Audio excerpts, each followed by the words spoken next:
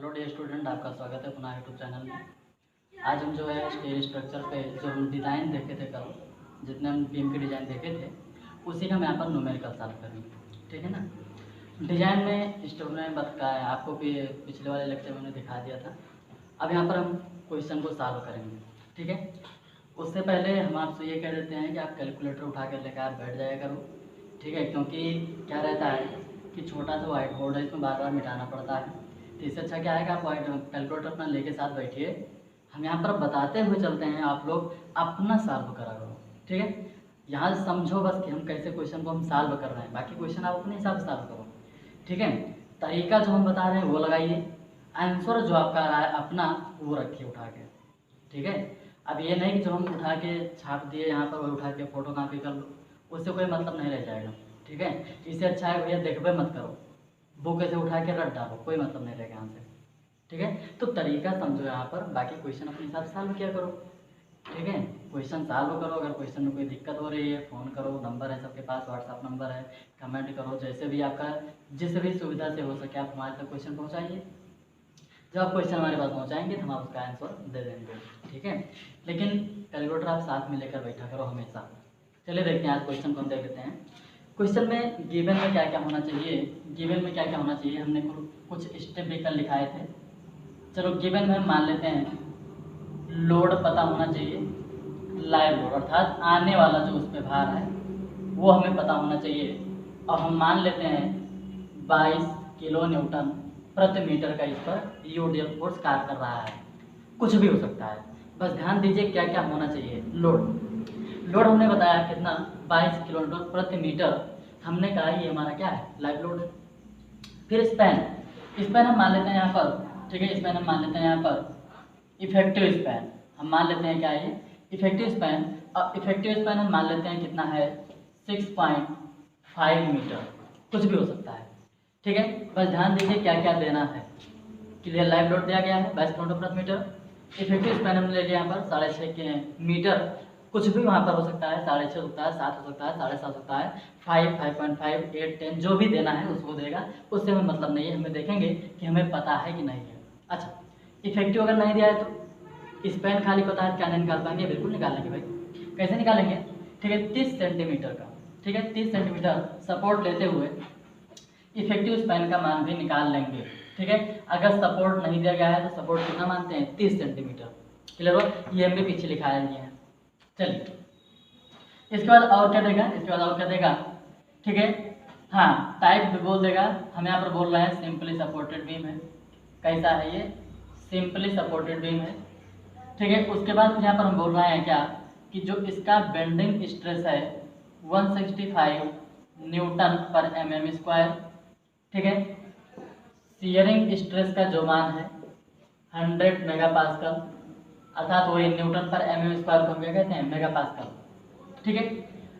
ये इतना मान वहाँ पर दे रहा है और कुछ नहीं दे रहा है, मान लेते हैं सिर्फ इतना दे रहा है। और ये जो मान दे रहा है यहाँ पर एक कौन सा मान है, ये कौन सा वैल्यू है इसकी, तो हम कहेंगे कि ये परमिसिबल वैल्यू है। ये हमारी कौन सी वैल्यू हो जाएगी, परमिसिबल वैल्यू, क्योंकि इसने यहाँ पर दे दिया। इसने कहा कि एक सिंपली सपोर्टेड बीम है जिस पर आने वाला जो भार है वो 22 किलो न्यूटन प्रति मीटर है तथा, ठीक है, सिंपली सपोर्ट या यहीं पर क्वेश्चन को बढ़ा देगा कि 30 सेंटीमीटर चौड़े सपोर्ट पर सपोर्टेड है। ठीक है, आलंबित है। फिर वहाँ पर बोल रहा है कि इनका इफेक्टिव स्पैन कितना दे रहा है, 6.5 मीटर। ठीक है। यदि इस धरण पर अधिकतम अनुमत प्रतिबल या मैक्सिमम परमिसिबल वैल्यू जो है स्ट्रेस का वो हमारा है बेंडिंग स्ट्रेस 165 था, शियर स्ट्रेस 100 मेगापास्कल, तो धरण का डिजाइन कीजिए तथा धरण का डिजाइन कीजिए। ठीक है। सिर्फ इतने बोल दिया और कुछ नहीं बोला, हम बिल्कुल करेंगे इसको। ठीक है। अब देखिए, अगर बीटी बोर्ड का एग्जाम अगर आपको देना है, बीटी बोर्ड का अगर आपको एग्जाम देना है, ठीक है, तो हम इसमें क्या क्या देखेंगे, हम कहेंगे फ्लेक्सुरल स्ट्रेस की हम बात कर लेंगे। हमने इसी को क्या कहा है भाई, बेंडिंग स्ट्रेस, इसकी हम जांच करेंगे।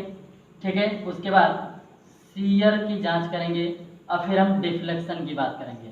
ठीक है। किसकी बात करेंगे, हम डिफ्लेक्शन की बात करेंगे। बाकी बकलिंग और क्रिपलिंग जब तक नहीं कहेगा तब तक हम नहीं निकालेंगे, केवल किसमें, बीटी बोर्ड के लिए। ठीक है। अगर आप एसएससी जेईई मेंस में अगर ऐसे क्वेश्चन को हम सॉल्व कर रहे हैं तो वहाँ पर हम सभी की बात करते हैं। ठीक है, चलिए ठीक है, ये क्वेश्चन आपको हमारे ख्याल से समझ में आ गया होगा। क्वेश्चन आप लोग दिमाग में रखिए और सॉल्व करना स्टार्ट करते हैं। ठीक है, हटा रहे हैं इसको हम। गिवन में जो है आप ध्यान में रखिएगा सारी चीज़ें। ठीक है, हम इसको लगाते हैं, यहाँ पर लगाने का प्रयास कर रहे हैं। ठीक है, हाँ ध्यान देना यहाँ पर, वैल्यू ध्यान में रखना क्या कितना यहाँ पर दिया गया था, लोड, इफेक्टिव स्पैन, स्ट्रेस। ठीक है, चलिए निकाल लेते हैं यहाँ पर। तो सबसे पहले स्टेप में हम बात करेंगे। ठीक है, स्टेप नंबर फर्स्ट स्टेप में बात करेंगे क्या कि सबसे पहले तो हमें ज़रूरत पड़ेगी बेंडिंग मोमेंट की। अब बेंडिंग मोमेंट के लिए ज़रूरत पड़ेगा किसका, लोड का। लोड यहाँ पर लाइव लोड दे रहा है, हम कहेंगे उस धर्म का भी कुछ भार होगा। क्लियर हुआ, तो धर्म का भी कुछ भार हमने बताया क्या कि लोड अपान 40 करके हम धर्म का सेल्फ वेट मान लेते हैं या निकाल लेते हैं। क्लियर, किसके लिए हम कहेंगे कि यहाँ पर हमें पता करना है कि टोटल कितना वेट आएगा, जिसके कारण बेंडिंग मोमेंट का मान पता चल जाएगा। और उस यम के मान के आधार पर, ठीक है, यम का मान मिला और सिग्मा भी आपको गिवन है। देखिए हमने क्या क्या कहा, लोड, सेल्फ वेट निकालिए, लाइव लोड दोनों को ऐड कीजिए, टोटल लोड मिला वहाँ से। टोटल लोड के आधार पर, ठीक है, हम कहेंगे बेंडिंग मोमेंट का मान याद कर लेंगे। अब बेंडिंग मोमेंट के बाद हम कहेंगे क्या कि सिग्मा भी आपको पता है, ये बेंडिंग स्ट्रेस आपको पता है कि नहीं पता है। ठीक है, यहाँ से आप सेक्शन मॉडुलस का मान निकाल लीजिए और section modulus is equal to M upon कितना होगा, सिग्मा बी। ठीक है, इसके बाद हम क्या करेंगे, इसके बाद हम कहेंगे क्या कि जेड का मान आपका आ गया। हम कहेंगे क्या कि डिफ्लेक्शन में सेफ होने के लिए धरन की न्यूनतम गहराई या आवश्यक गहराई भी आपको पता होनी चाहिए। कैसे, 55 mm प्रति मीटर पार्ट, ठीक है, 55 mm प्रति मीटर पार्ट लेकर के हम, ठीक है, एक रिक्वायर्ड डेप्थ की पता है, रिक्वायर्ड डेप्थ यहाँ पर देख लेते हैं। ठीक है, और वहाँ से रिक्वायर्ड डेप्थ जब हमें मिलेगा 55 mm प्रति मीटर पार्ट के आधार पर, हम कहेंगे सेक्शन मॉडुलस और डेप्थ, इन दोनों को मद्देनजर रखते हुए स्टील टेबल से जाकर के एक आई सेक्शन का चयन कर लेते हैं। क्लियर हुआ, जब आई सेक्शन का चयन कर लेंगे उसके बाद हम क्या करेंगे, उसका सबका डिजाइन करेंगे। चलिए देखते हैं। तो पहले स्टेप में बात करेंगे यहाँ पर लोड की, और लोड में सबसे पहले हम बात करेंगे लाइव लोड। लाइव लोड यहाँ पर पता है कितना है, 22 किलो न्यूटन प्रति मीटर। हम यहाँ पर बात करेंगे सेल्फ लोड की, अर्थात सेल्फ वेट की बात करेंगे। और ये सेल्फ वेट हमारा कितना होता है, ठीक है, W/40। ठीक है, इसको सॉल्व कर लीजिए, बताइए कितना आ रहा है यहाँ से, W/40। ठीक है, W मान कितना है, 22 है, और भाग कर देंगे यहाँ पर 40 से हम, यहाँ से आपको मिल जाएगा 0.55। कितना मिल जाएगा यहाँ पर, 0.55 किलो न्यूटन प्रति मीटर। ये हमें कहाँ से पता चला, यहाँ से पता चला। ठीक है, ये जो मात्रा यहाँ पर है वही मात्रा हमने यहाँ पर रखा। अब टोटल लोड की हम बात कर लेंगे, और टोटल लोड जो आपका आएगा 22 + 0.55 अर्थात 22.55 किलो न्यूटन प्रति मीटर। यहाँ से आपका क्या मिल गया, टोटल वेट मिल गया। बता क्लियर यहाँ से। ठीक है, अच्छा, अगर सेल्फ लोड मान लीजिए फार्मूला आपको नहीं याद है, तब कितना लेते हैं, तो हम कहेंगे क्या कि 1.5 से 2% ले लिया जाता है। कितना, 1.5 से 2% भी हम सेल्फ वेट लेकर के निकाल सकते हैं। क्लियर हुआ, कोई दिक्कत नहीं है, इससे थोड़ा सा अंतर आता है, लेकिन हम कहेंगे कि ये भी आपके IS कोड में मान्यता है कि सेल्फ वेट के लिए, ठीक है, टोटल जो यहाँ पर भार आया है इसी का, ठीक है, इसी का 1.5 से 2% लिया जा सकता है, अर्थात 1.5 से 2% हम सेल्फ वेट यहाँ से ले सकते हैं। क्लियर हुआ, ये मिल गया। अब यहाँ पर हम बात करेंगे बेंडिंग मोमेंट। यहाँ से हम किसकी बात करेंगे, बेंडिंग मोमेंट। अब हम जानते हैं कि बेंडिंग मोमेंट को सामान्यतः इफेक्टिव स्पैन के आधार पर निकाला जाता है। अतः यहाँ पर हम बात करेंगे BM, या हम डायरेक्ट यहाँ पर लिखते हैं M = WL² अपान में कितना हो जाएगा, 8। ठीक है, W मान आपको ऊपर पता है 22.5 गुणे L का मान आपको गिवन था 6.5 का स्क्वायर, और डिवाइडेड बाई कितना रखेंगे हम, 8। इसको आप सॉल्व कीजिए। ठीक है, इसको हम सॉल्व कर लेंगे। आप लोग अपना कैलकुलेटर उठाइए और वहाँ पर सॉल्व कीजिए, बताइए कितना आ रहा है, देखिएगा अपना। ठीक है, निकाल लीजिए, आपको मिल जाएगा 119। M = 119.09 आ रहा है, 0.1 कर दे रहे हैं, और किलो न्यूटन इंटू मीटर। ये मिल गया किसका मान, M का मान मिल गया। ठीक है, यहाँ पर ये माना गया है, ये माना गया है, माना गया है। हम कहेंगे ये M का मान चेंज हो सकता है। कैसे चेंज होगा, हम कहेंगे कि जब हम सेक्शन का चयन कर लिए, अब उसका हम सेल्फ वेट देखेंगे। अगर वो सेल्फ वेट, ठीक है, इसके बराबर हो गया, तब तो हम कहेंगे यम का मान चेंज नहीं होगा। अगर सेल्फ वेट बढ़ा या घटा तो हम कहेंगे तुरंत यम का मान भी क्या होगा, चेंज हो जाएगा। क्यों भाई, यही जो लोड यहाँ पर है सेल्फ वेट, अगर यही हमने चेंज कर दिया, टोटल लोड का मान चेंज हुआ, और जब टोटल लोड का मान चेंज हुआ तो हम कहेंगे मोमेंट का मान भी क्या होगा, चेंज होगा। अब बात आपकी याद है दिमाग में, हम किसको लेकर के चलेंगे, तो भाई सेक्शन का चयन करेंगे आप इसके आधार पर।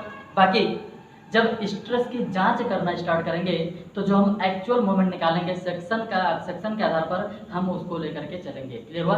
तो ये जो सेल्फ वेट है ये हमारा माना जाता है, IS कोड ने माना है, ठीक है। लेकिन जब हम सेक्शन चयन कर लेंगे, चयन किए गए सेक्शन का स्टील टेबल से जब हम सेल्फ वेट देखेंगे तो उसके आधार पर अगर ये सेल्फ वेट चेंज हो तो हम कहेंगे मोमेंट का मान भी क्या होगा, चेंज हो जाएगा। क्लियर हुआ। तो यहाँ से आपका यम का मान मिल गया होगा। यम का मान मिलने के बाद, ठीक है, यम का मान मिलने के बाद इसको हम कहीं पर लिख देते हैं भाई, यम इज इक्वल टू, ठीक है, किलो न्यूटन मीटर। लिखने की आपको जरूरत नहीं है, आप लोग क्या कीजिए डायरेक्ट सॉल्व करते हुए चलिए उसी का। फिर हम बात करेंगे यहाँ पर जब मोमेंट मिल गया, अब हमें जरूरत है सेक्शन मॉडुलस की। किसकी जरूरत है, सेक्शन मॉडुलस की। तो ये सेक्शन मॉडुलस कैसे निकलेगा, सेक्शन मॉडुलस कैसे निकलेगा, तो हम जानते हैं क्या कि Z is equal to M upon क्या होता है, सिग्मा भी। बता भी होता है नहीं होता है, तो सिग्मा भी हम कौन सा लेंगे, ठीक है। हमने कहा जो उसकी परमिसिबल लिमिट दिया गया है यहाँ पर, जो उसकी परमिसिबल वैल्यू दिया गया है, क्योंकि हमने कहा ये सेक्शन हमने चयन किया, इस सेक्शन में अधिकतम 165 न्यूटन प्रति मीटर स्क्वायर, नहीं प्रति mm स्क्वायर का स्ट्रेस जनरेट होगा। तो उसके क्या हो गए, permissible value, maximum permissible value, उसी के आधार पर हम सेक्शन का क्या कर रहे हैं, चयन कर रहे हैं, ठीक है। तो यहाँ से हम बात करेंगे सेक्शन मॉडुलस। जो भी स्टेप होगा बढ़ाइएगा अपना। यहाँ पर हम लिखेंगे क्या, सेक्शन मॉडुलस। सेक्शन मॉडुलस निकालेंगे जब हम, तो x पे निकालते हैं, और वो जो आपका आया है x पे आया है, ठीक है, ये हमारा हो जाएगा सिग्मा b, ठीक है। यहाँ से हम मान निकाल लेंगे 119.1 इंटू 10⁶, पूरे घटा करेंगे 165। क्यों, क्योंकि ये मान आपको, ठीक है, कहाँ से भाई, कहाँ से दिया गया है क्वेश्चन में, ठीक है, इंटू 6 करेंगे, डिवाइड बाई करेंगे, सिग्मा b का मान कितना है 165, ये आपका मान आ रहा है, ठीक है, ये मान आपका आ रहा है 721। ZX इज इक्वल टू 0.7, ठीक है, सेंटीमीटर क्यूब। ये हमारा किस में आ गया, सेंटीमीटर क्यूब में। ये हमारा ऊपर सॉल्व करोगे mm में आएगा, नीचे हमने क्या किया यहाँ पर सेंटीमीटर क्यूब में निकाल लिया, ठीक है। अब यहाँ पर हम फिर बात करेंगे, क्योंकि हम जानते हैं कि किसी भी धर्म को डिफ्लेक्शन में बचाने के लिए, किसी भी धर्म को डिफ्लेक्शन में बचाने के लिए, ठीक है, उसकी जो डेप्थ होती है 55 mm पर मीटर पार्ट लिया जाता है, ठीक है। यहाँ पर हम बात करेंगे रिक्वायर्ड डेप्थ, ठीक है। रिक्वायर्ड डेप्थ की हम बात करेंगे तो हम कहेंगे क्या, ये हमारा कितना होगा 55 mm पर मीटर स्पैन, ठीक है, पर मीटर स्पैन। तो यहाँ से हम बात करेंगे डी रिक्वायर, और ये रिक्वायर हमारा कितना होगा 55, स्पैन आपको दिया गया है कुछ 6.5 मीटर, उठा के हम गुणा कर देंगे, यहाँ से आपका mm में कुछ मिल जाएगा, ठीक है। ये आपका आएगा कुछ कितना आएगा 357, ये हमारा कितना आया है 357.5 mm, ठीक है। अब देखो आपको क्या करना है कि ऐसा सेक्शन का चयन कीजिए जिसकी गहराई इससे कम ना हो, ठीक है। इससे अगर कम हो जाएगा डिफ्लेक्शन में फेल होने के चांसेस बढ़ जाएंगे। हमने कहा गहराई इससे कम ना हो तथा सेक्शन मॉडुलस इससे कम ना हो, ठीक है। ऐसे सेक्शन का आप चयन कीजिए कहाँ से, स्टील टेबल से। तो स्टील टेबल अपना लोग उठा लीजिए सभी लोग, ठीक है। और स्टील टेबल उठा करके आप देखिए, ठीक है, ZX का मान देखिएगा। आई सेक्शन में देखिए, सबसे पहले हम बात करेंगे डेप्थ की। पहले आप किसके देखेंगे, डेप्थ, ठीक है। वैसे जो बेसिक होता है, जो मेन होता है, हम इसके आधार पर सॉल्व करते हैं, लेकिन टेबल आपको देखने में आसानी पड़ेगी। आप इसको पहले देखिए 357 कहीं पर मिल रहा है तो हम कहेंगे 300 मिलेगा, 350 मिलेगा, या तो 400 मिलेगा, ठीक है, या तो 300 या तो 350 या तो 400। तो हैवी बीम का हम पहले चयन नहीं करते हैं, पहले हम, ठीक है, हैवी के अलावा लाइट बीम हो गया, जूनियर बीम हो गया, मीडियम बीम हो गया, वाइड फ्लैंज बीम हो गया, ठीक है, हम इनके आधार पर पहले चेक कर लेंगे। उसके बाद अगर नहीं सेफ होगा तब हम किसके पास जाएंगे, हैवी वाले सेक्शन के पास जाएंगे। क्लियर होना ऐसे। तो चेक कीजिए इसमें भाई, डेप्थ उठाइए, डेप्थ उठाएंगे, डेप्थ में आपका 400। अब इसका सेक्शन मॉडुलस मिलाइए, ठीक है। सेक्शन मॉडुलस आपको ZX पे मिलाना है, ZX पे, ठीक है।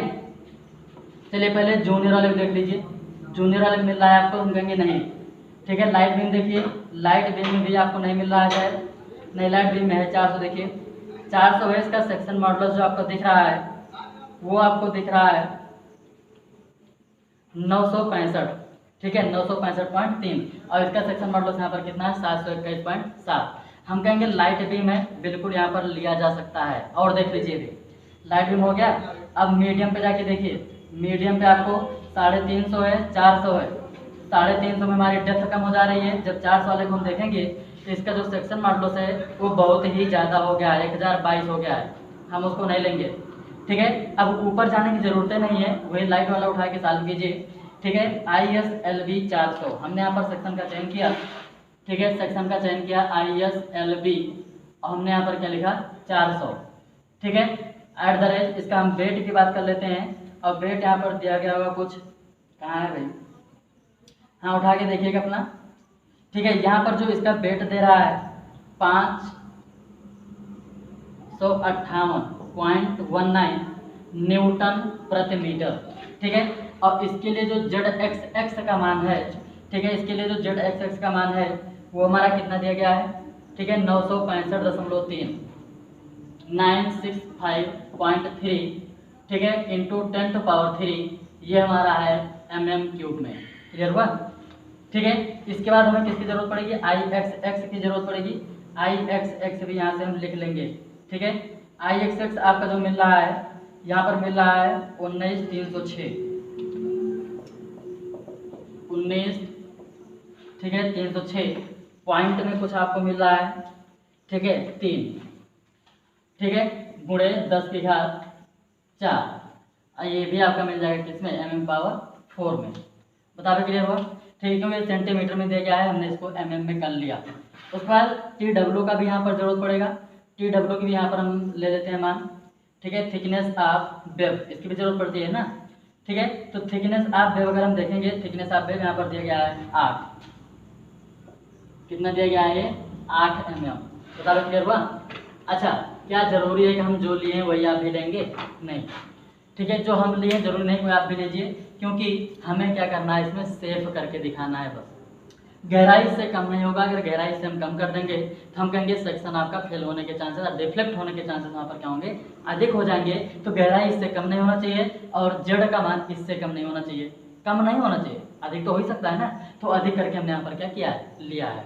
बता रहे क्लियर हुआ यहाँ से, ठीक है। अब देखो ये जेड इतना आया था, ये जेड हम यहाँ पर इतना ले रहे हैं, मोमेंट का मान तुरंत यहाँ पर चेंज हो जाएगा, मोमेंट का मान क्या होगा यहाँ पर चेंज होगा।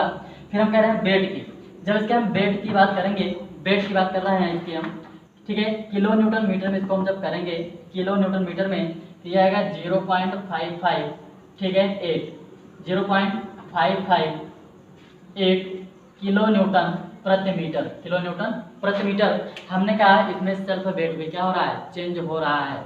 वहाँ पर कितना था 0.55, यहाँ पर कितना 0.558, ठीक है, अर्थात वो 550 मान लीजिए, इसको मान रहे हैं 558, चेंज हो रहा है नहीं हो रहा है। अगर ये 5 को हटा दें, 8 हमारा क्या है, राउंड अप अगर नियम लगाएंगे तो यहाँ पर 0.56 हो जाएगा, 0.56 हो जाएगा। लोड का मान चेंज हुआ, अब कितना चेंज हुआ उससे हमें नहीं मतलब है, हमने कहा सेल्फ वेट यहाँ पर चेंज हुआ, और सेल्फ वेट जब चेंज होगा तो हम यहाँ पर मोमेंट का मान पुनः निकालेंगे, और पुनः हम यहाँ पर टोटल लोड का मान भी निकालेंगे। क्लियर हुआ, ठीक है। अब आरसीसी डिजाइन में क्या होता था, आरसीसी में हम केवल उसी के लिए थोड़ा सा निकालते हैं, यहाँ पर ऐसा कुछ नहीं है, यहाँ पर हम क्या करेंगे पूरा सॉल्व करेंगे, ठीक है। अब देखो हम इसको फिर से हम सॉल्व करना स्टार्ट कर रहे हैं। हमने यहाँ पर क्या कर दिया इसका, ठीक है, सेक्शन का चयन कर लिया। अब इस सेक्शन को हमें देखना ये है कि क्या ये सेक्शन सेफ रहेगा, सेक्शन का चयन किया गया। अब हम देखना क्या है कि क्या ये सेक्शन सेफ रहेगा, ठीक है। तो सेक्शन सेफ होने के लिए हम कहेंगे कि जो भी यहाँ पर टोटल वेट आएगा 22 + 0.558, ठीक है, अर्थात इसको हम 6 भी मान सकते हैं, ऐसी बात नहीं है। 22.558 कर दिया किलो न्यूटन प्रति मीटर, किलो न्यूटन प्रति मीटर। यहाँ पर हम बेंडिंग मोमेंट की बात कर लेते हैं, WL²/8, ठीक है। अब जल्दी से हम कर दे रहे हैं भाई, आप इतना तो कर ही सकते हो, ठीक है। यहाँ पर जो मान आएगा वो W का कितना आ रहा है 22.558, ठीक है, इंटू 6.5, ठीक है, स्क्वायर करेंगे, ठीक है। यहाँ पर जो आया मान वो आ रहा है 119.13, ठीक है। और उसमें कितना आया था, पहले वाले में कितना आया था, उसमें आया था 119.0, ठीक है 8, इतना आया था, इसमें कितना आ रहा है, ठीक है 819.13 ये हमारा आया। हाँ, इनसे थोड़ा सा चेंज हो रहा है, हम कहेंगे बिल्कुल चेंज हो गया यहाँ पर, क्योंकि सेल्फ वेट यहाँ पर चेंज हुआ। ठीक है, मोमेंट का मान मिल गया है। मोमेंट का मान मिलने के बाद अब यहाँ पर हम बात करेंगे क्या, अब यहाँ पर हम बात करेंगे क्या कि मोमेंट हमें मिल गया। ठीक है, जेड का मान भी आपको स्टील टेबल से मिला है, जेड का मान भी आपको कहाँ से मिला है, स्टील टेबल से मिला है। हम यहाँ पर चेकिंग स्टार्ट कर देंगे। क्या स्टार्ट करेंगे, यहाँ पर हम चेकिंग स्टार्ट कर देंगे। ठीक है, जब चेकिंग करेंगे तो पहला जो चेकिंग होगा वो बेंडिंग स्ट्रेस की जांच हम करेंगे, बेंडिंग स्ट्रेस। ठीक है, अब bending stress is equal to हम कहेंगे क्या, sigma B is equal to क्या होता है भाई यहाँ पर एम अपान जेड। और एम का मान आप ऊपर देखे हो, ठीक है ये है, और जेड का मान यहाँ से आपको मिल रहा है sigma B is equal to 119.13 into 10⁶, पूरे का बटा करेंगे हम 965.3, ठीक है 10⁻3। बताओ क्लियर वहाँ से, ठीक है इतना। अब इसको सॉल्व कीजिए, बताइए कितना आ रहा है, 165 से कम नहीं आना चाहिए। ठीक है, E6 डिवाइडेड बाई करेंगे हम, ठीक है 965.33। ठीक है, यहाँ पर आया हमारा आपका 123, कितना आया ये 123.4 न्यूटन पर mm²। बताओ क्लियर वहाँ से, ठीक है। तो अब यहाँ पर हम देख रहे हैं, हम यहाँ पर देख कर रहे हैं कि यहाँ पर हमने जो देखा वो सिग्मा बी का मान, ठीक है सिग्मा बी का मान कितना आया है 123 आया है। हम कहेंगे ये परमिसिबल वैल्यू से कम है, परमिसिबल वैल्यू से कम है, अतः हम कहेंगे हमारा क्या होगा यहाँ पर सेफ होगा। क्लियर हुआ, परमिसिबल वैल्यू का कितना है 165, जबकि आ कितना रहा 123, हमने कहा यहाँ पर क्या है ये सेफ है। बताओ क्लियर हुआ, ठीक है बेंडिंग में हमने सेव किया। अब हम दूसरा बात करेंगे यहाँ पर, और जब दूसरे की हम बात करेंगे तो हम कहेंगे यहाँ पर क्या निकाला जाएगा आपका शियर फोर्स, क्या निकाला जाएगा यहाँ पर, ठीक है शियरिंग में जांच करना है। और जब शियरिंग में जांच करना है तो सबसे पहले हम शियर फोर्स की बात करेंगे, सबसे पहले हम किसकी बात करेंगे, शियर फोर्स की बात करेंगे। और वो शियर फोर्स आप कैसे निकालोगे, शियर फोर्स आप कैसे निकालोगे, ठीक है तो V इज इक्वल टू हम कहेंगे क्या WL/2, W क्या आपका प्रति मीटर में भार है, ठीक है प्रति मीटर में भार है 22.558, ठीक है 22.558 इंटू एल का मान देखो आपके बुक में कहीं पर क्या क्या है स्मॉल एल को ही कैपिटल मान ले, लेकिन नहीं वो नियम गलत है। ठीक है, आपको शियर फोर्स को कैसे निकालना है, ठीक है क्लियर स्पैन पे निकालना है। और वहाँ पर जो मान आया था 6.5 उसी में क्या कीजिए सपोर्ट 30 सेंटीमीटर निकालते हुए क्लियर स्पैन ले लीजिएगा। ठीक है, क्लियर स्पैन ले लीजिएगा, कहाँ से जो भी क्लियर स्पैन नहीं सॉरी इफेक्टिव स्पैन जो भी दिया गया है 30 सेंटीमीटर सपोर्ट मानते हुए वहाँ से क्लियर स्पैन निकालेंगे। और क्लियर स्पैन आपका जो आएगा वो आ रहा है 6.2 का 6.2। अब पूरे को टाइम करेंगे क्या यहाँ पर 2, ठीक है WL/2।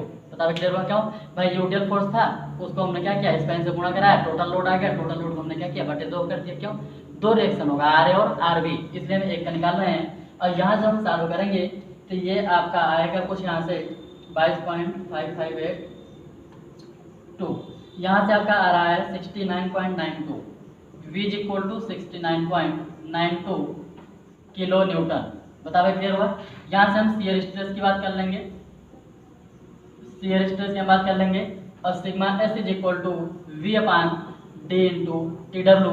डी हमारा क्या है ओवरऑल डेप्थ, अर्थात जो 400 लिया गया था, TW मान यहाँ पर 8 दिया गया है। Sigma S is equal to 69.92, ठीक है 69.92 इंटू 10⁻3 किलो न्यूटन में, न्यूटन में हमने कर दिया। ठीक है, डी का मान यहाँ पर, ठीक है जो आप टेबल से उठाए हो सेक्शन उसी का गहराई। TW का मान यहाँ पर लेंगे हम 8, इसको भी आप सॉल्व कर लीजिए, ठीक है इसको भी आप सॉल्व कर लेंगे। ठीक है, इसमें भी कुछ आ जाएगा 400 × 8, ये आपका आ रहा है 21 ठीक है 85 न्यूटन पर mm²। हम यहाँ पर कहेंगे कि sigma S is equal to 21.85 newton per mm², जबकि इसकी जो परमिसिबल वैल्यू है वो कितना है 100 न्यूटन पर mm²। हम कहेंगे अभी भी क्या ये शेयरिंग में सेफ है, शेयरिंग में भी क्या ये सेफ है। बता दें क्लियर यहाँ से, ठीक है शेयरिंग में भी सेफ हो गया। अब इसके बाद हमें किसमें सेव करना है इसको, डिफ्लेक्शन में। किसमें सेव करना है इसको, डिफ्लेक्शन में। क्लियर हुआ। डिफ्लेक्शन की जब हम बात करेंगे इसको हटाएं, हम हटा दे रहे हैं। डिफ्लेक्शन की जब हम बात करेंगे, डिफ्लेक्शन के लिए हम जानते हैं क्या कि किसी भी स्थिति में जो भी डिफ्लेक्शन का मान होता है स्पैन बटा 325 से अधिक नहीं होना चाहिए। क्लियर हुआ? ठीक है, तो मिटा दिए भाई इसको हम, चलो जरूरत पड़ेगी देखा जाएगा। हमने क्या कहा, डिफ्लेक्शन।